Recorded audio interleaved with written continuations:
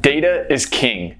Forbes published a recent article stating the amount of data being created doubles every 2 years.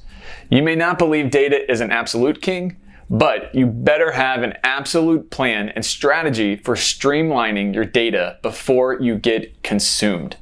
Welcome to Bridging the Gap with Applied Software. I'm your host, Todd Wyant, and this is the show where we empower you to transform industries by championing innovation. Please feel free to interact with us by liking or commenting on this video. We would love to hear from you. Today, we are excited to welcome back one of our senior solution specialists from our architect and engineering services team here at Applied Software, Brian Hailey. Brian, welcome back to the show. Thank you. Can you start by giving us a high-level overview on your background and work in the GIS space? Absolutely. So I come from a civil engineering background, and doing design, one of the things that we always have to have is preliminary data for a project. And that's where GIS comes into play. It gives us that initial information. Is there a sanitary sewer that I can connect to? What are the basic elevations of this area? And it gives us some insight into the project before we even get started. The mission of ESRI is simply the science of where. Can you talk to how they go about this, and what does GIS even mean? Yeah, absolutely. So GIS, Geographic Information System, really it's information about a location. There's a manhole. What is it made of? When was it installed? It's information at a geographic location. And that's the basics of it. Where is something and what is it?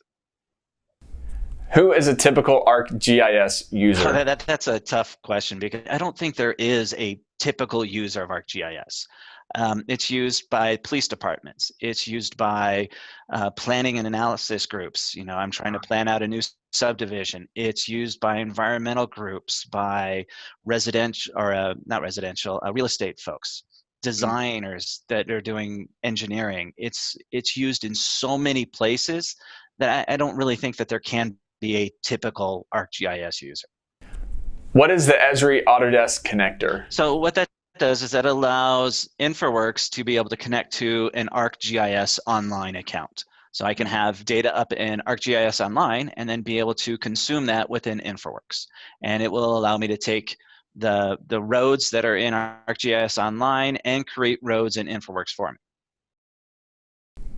How does having the GIS data flowing into an InfraWorks model really change the game? Well, the data's been coming into InfraWorks since the beginning of InfraWorks. What this does, allows us to create a repository of our data. And I can set it up so that, hey, this user has access to this data and this user has access to that data, all right there within ArcGIS Online. And it gives us, like I said, that repository that, well, I can distribute out however I like. What has changed recently at ESRI? One of the things that I find compelling is just some of the apps that they have. So they have Survey 123, they have Collector, and what these do is they allow the field personnel to actually go out and collect data and interact with the GIS database.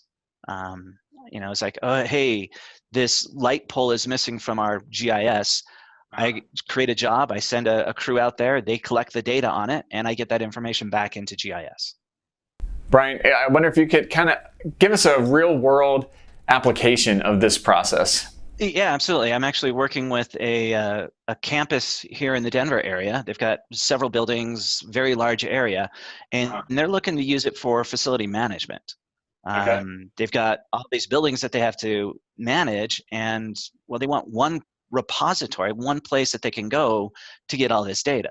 Right now they have data in Revit, they have data in a GIS, they have data in a civil 3D drawing, and they want one place where they can see it, get the data out, and figure out what it is that they have in their campus.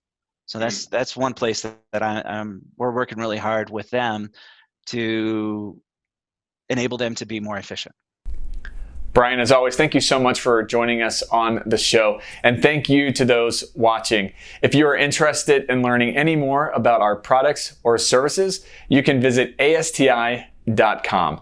Until next time, I'm your host, Todd Wyant, thanking you for joining us on Bridging the Gap with Applied Software. Keep innovating.